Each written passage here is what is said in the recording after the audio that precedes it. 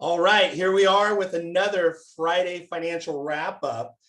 I have Mr. One Rental at a Time here, Mr. Michael Zuber. How are you, Michael? Good, Ty. How are you? How do you like my hat? I love that hat. That hat looks sexy.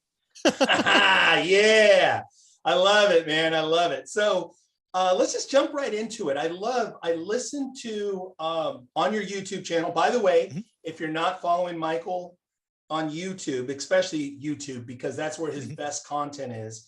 I did watch a video with you from last week with with Jonathan, and you guys were talking about multifamily specifically. You make your money when you buy, and people making mistakes, something that you guys are seeing a common mistake being made right now. Elaborate on that conversation. Yeah. So the beauty of my expert series, right? 6 multimillionaires all week is they're all slotted with different experience. And Jonathan is my syndicator, right? He plays in an area of real estate I've never even touched, 30, 40, $50 million deals, right? So he's big time. And what we've had a couple of casual conversations, Jonathan and I, and it just hit me yesterday. We are seeing the same thing happen today in multifamily value add commercial, so 5 units and above, that I experienced and thankfully survived in the '08 crash. And it is frightening. So what we did actually in that interview is I pulled up Zillow. I pulled up my very first property I ever bought. I talk about it in my book, and we looked at it and we broke it down. So here's the story in a nutshell. I buy the property for $100,000. It rents for $1,100. It cash flows fine. I sell it 3 years later for $264, still rents for $1,100, doesn't make money. Mistake number one.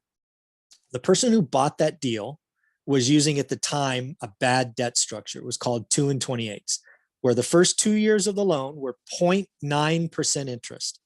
And then after 2 years, it reset to like 9.9 or just something terrible. So unfortunately, the debt structure of that deal meant that when he bought it, it was break even. And then he would be a loser of about $1,000 a month, between $800 and $1,000 a month.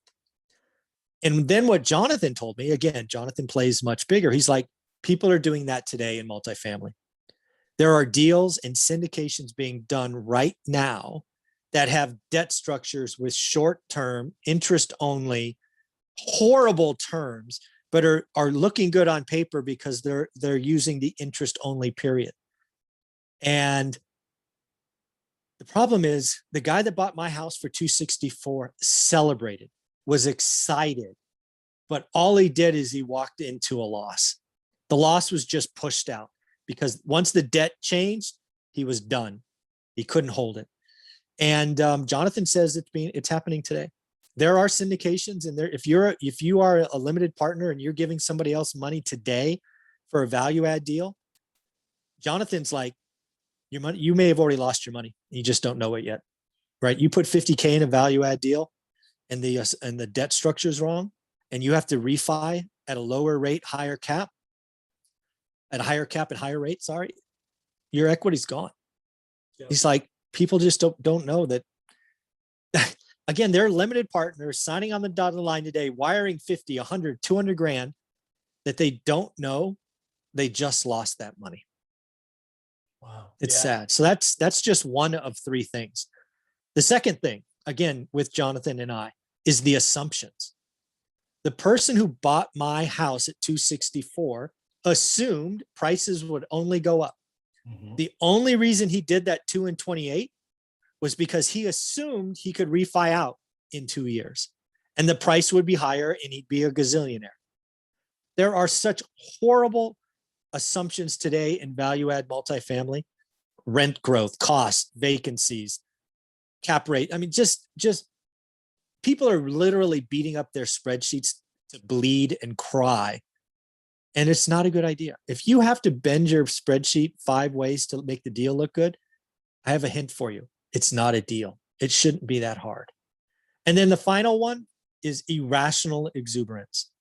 Perhaps the scariest thing that I felt in the last crisis was just this energy flowing through the real estate community and real estate meetups that real estate only goes up, it never falls. And they're flipping contracts and they're flipping this and they're flipping that, and everybody's a millionaire. And that led to bad deals, bad assumptions, overpaying, lack of understanding. And that's happening today in value add multifamily.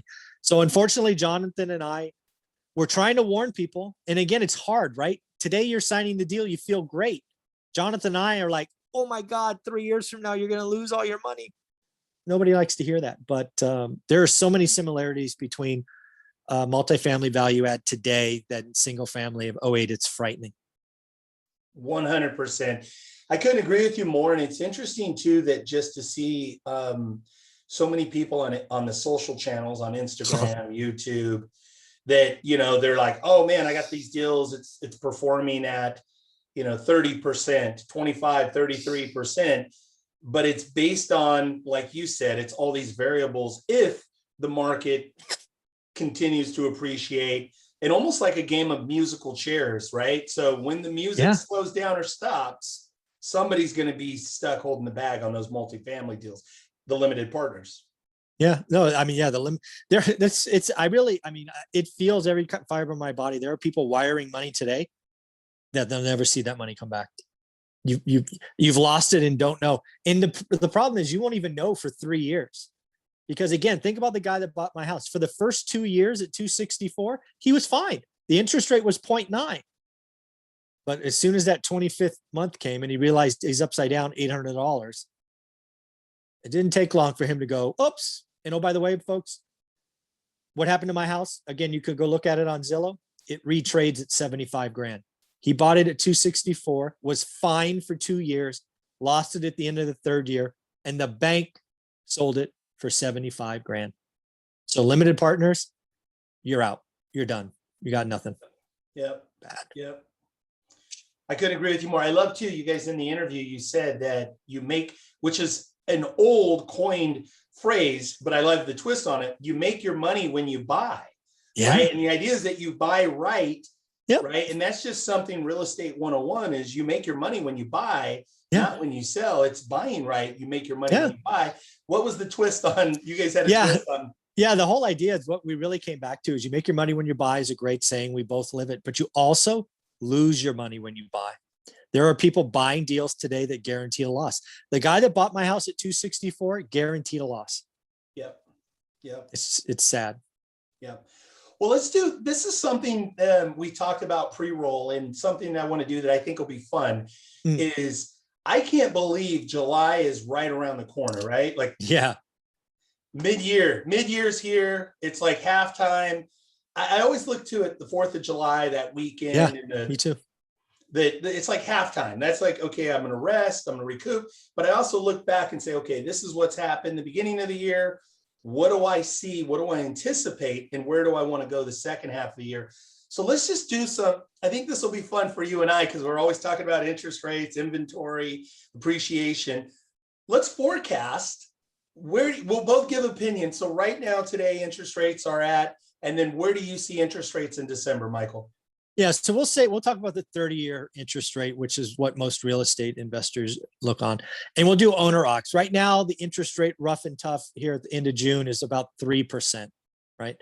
Some of you can get below, but it's right around 3%. Right. So what I'm going to call it by December 31st, I'm going to say it's 3.75. It's going to be higher. Not quite a full percent higher, but enough to make them, that's 3.75 when your base is 3, that's 20% higher. So that's where I think we'll be by the end of December.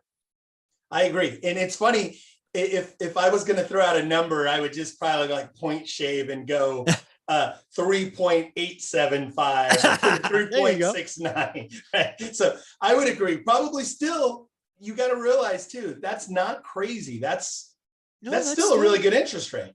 Yeah, it's still, I mean, I feel pretty good about it being under 4% this year.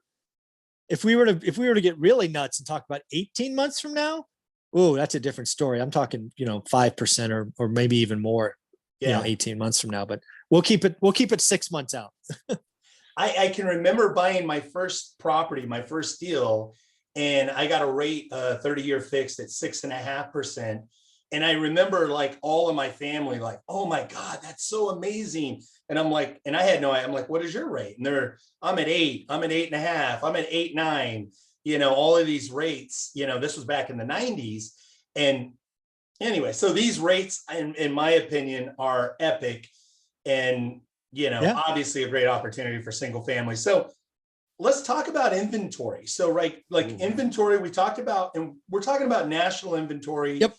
We've been low inventory supply. You made a prediction. You've been talking about really over the last 3, 4, 5, 6 months, going from 1 million plus or minus to 2 million by the end of July. Yep. Where do you stand on that? And then also, what do you see in December? Yeah, so I still feel really good about that 2 million. I think the dominoes are finally falling my direction. We went up 15% last month. So it has to accelerate, but I think that's what's happening. I think that's what the summer will be, is an accelerating listing market. But, I think it's going to be like 2.8, 2.75, 2.8 million. So I think we're going to get a lot of the inventory over the summer. And then I think it kind of slows down. So I guess what I'm saying is we're not quite back to a normal market, and I'll call normal 3.2 just to pick a number. But we're a lot closer to it. And that will mean a lot less bidding wars, a lot less, 20,000, 50,000 over nonsense. The market will just slow down. So I'm going to call 2.8 available, a national number by the end of December. Got it. And I would agree with you that I describe it to, a lot of the conversations I have, the market normalizing. Yeah, that's a good word. Going to a normal market. And here's what I see, especially for our real estate professionals and investors out there, where, a house that's a flip house that's really gorgeous and it's modern and it's turnkey and it's absolutely stunning. I still believe that those houses are still going to get multiple offers as we transition over the next 3, 4, 5, 6 months. I think that'll still be hot in the right neighborhood, right? Mm-hmm. Oh, yeah. But I also think that mediocre house that has the old, not still functional, but very average oak kitchen, maybe, the hardwood floors from 1990s or 2000s, the designs maybe a little dated. Those are the properties I believe that are going to soften up. Would you agree with that, Michael? Yeah, I think there's no question. I think that's frankly what we get to look forward to as investors, right? My hope is, if you're one of my students, is that that's the stuff you're looking for, because that stuff still rents. The best of the best, the HGTV flip house, still going to sell. We can argue about how many offers will come in, but it will be multiple. Will it be 30 or 3? It's probably closer to 3, but you only need 1. So, you still get 3, you're still pretty happy. So, I think the best of the best still sells. But the rest of it, we as investors get to get excited about. I love it. I love it. So let's talk about national price appreciation. I know that's always a hot topic in national news. What do you see for, let's say, in December for the year 2021? What do you think the national number is going to be for appreciation? Yeah, so I can actually answer this one of 2 ways, and it'll both be accurate. The headline that would probably get the most clicks is real estate appreciation collapses 50%. I mean, crash, collapse. But here's the deal.